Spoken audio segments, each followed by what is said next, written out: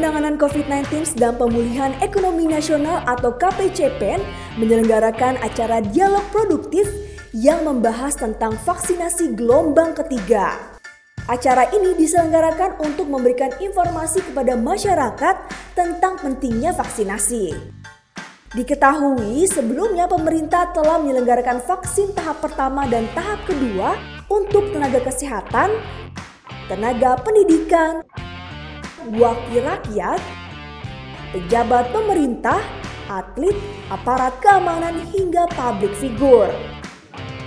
Lalu pada tahap ketiga ini pemerintah menargetkan kepada kelompok masyarakat rentan atau mereka yang tinggal di daerah resiko penularan COVID-19 atau zona merah.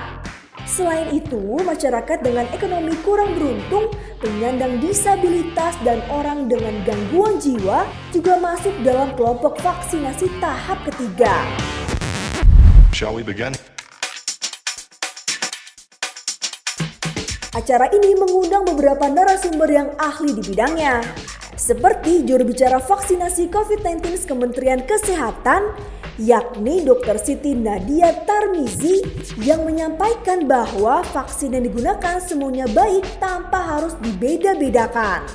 Tahap 1, tahap 2 jika ada yang tertunda seperti itu atau misalnya penyintas itu memang ditunggu sampai 3 bulan pasca sembuh. Artinya prinsipnya tahap 1 dan tahap 2 itu masih bisa disuntikan sampai ke tahap-tahap berikutnya gitu. Jadi misalnya nanti tahap 3 dilakukan untuk masyarakat rentan, masyarakat umum di lokasi tertentu yang diprioritaskan oleh pemerintah daerah. Nah itu untuk tahap 1 yang mungkin nakes masih ditunda, tahap 2 lansia dan pelayanan publik yang masih ditunda itu juga masih tetap bisa diberikan. Karena proses dalam melakukan tahapan tersebut tentunya melihat dari faktor risiko keterpaparan yang tinggi atau kefatalan yang tinggi sehingga dilakukan prioritas. Prinsipnya seperti itu, Mbak. Oke, saya masih bertanya juga kepada Dr. Ngabila nih yang bertanya masih Mas Ivan atau M. Ivan Unitomo yang bertanya apabila sudah divaksin tapi ada keluhan ringan, apakah diperbolehkan untuk mengonsumsi obat? Ya, tentunya diperkenankan, Mbak. Tapi yang paling penting diharapkan adalah melapor.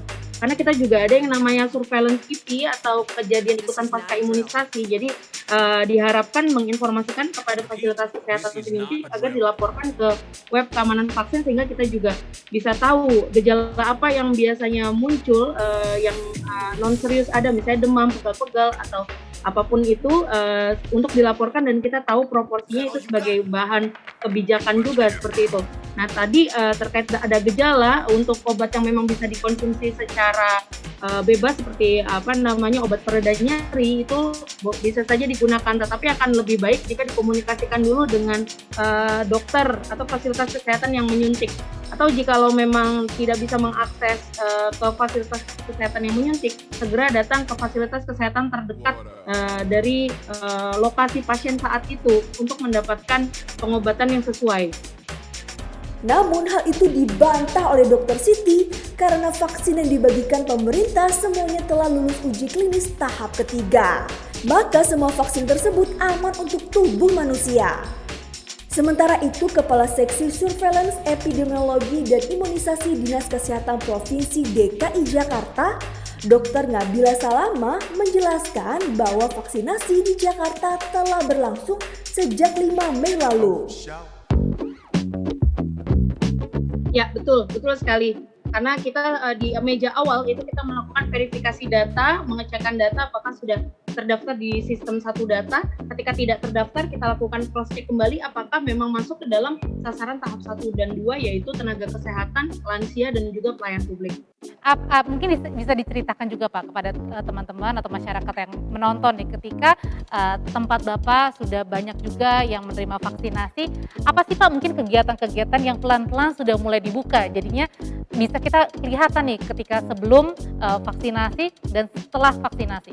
Jadi setelah masyarakat mendapatkan vaksinasi tentunya kita harapkan ada kekebalan tubuh yang ada di masyarakat itu sendiri sehingga masyarakat memiliki rasa kepercayaan diri untuk bisa bersosialisasi kembali di lingkungan, kemudian melaksanakan kegiatan normal tentunya sesuai dengan anjuran pemerintah DKI Jakarta.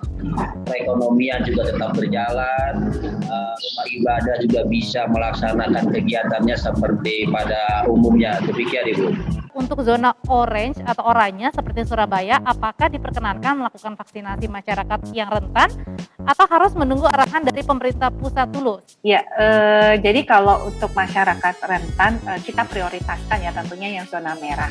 Tapi kalau kemudian memang ada kebutuhan di zona orange, kalau kemudian kita melihat bahwa zona merah itu sudah tercover, silakan saja untuk memulai dengan zona orange ini. Jadi tidak baku ya bahwa harus menunggu zona merah selesai. Tapi yang pasti adalah kita melakukan prioritas tadi adalah berdasarkan ketersediaan vaksin. Nah, kalau kemudian ketersediaan vaksin itu sudah mencukupi dan kemudian sasarannya itu sudah tepat, bahkan juga kalau nanti memang harus masuk zona orange supaya apa? Karena menjaga ternyata memang banyak yang masyarakat dengan kondisi sosial ekonomi yang termasuk kategori rentan itu justru banyak di zona yang orange. Itu kita lakukan tentunya vaksinasi tanpa harus menunggu instruksi pusat ataupun juga selesainya zona merah.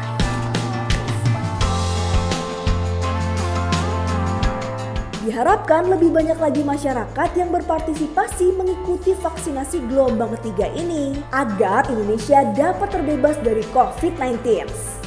Karena meskipun vaksin tidak bisa mencegah kita tertular dari virus, setidaknya resiko kondisi fatal akibat COVID-19 bisa terhindarkan. Gimana? Kalian udah siap belum untuk vaksin?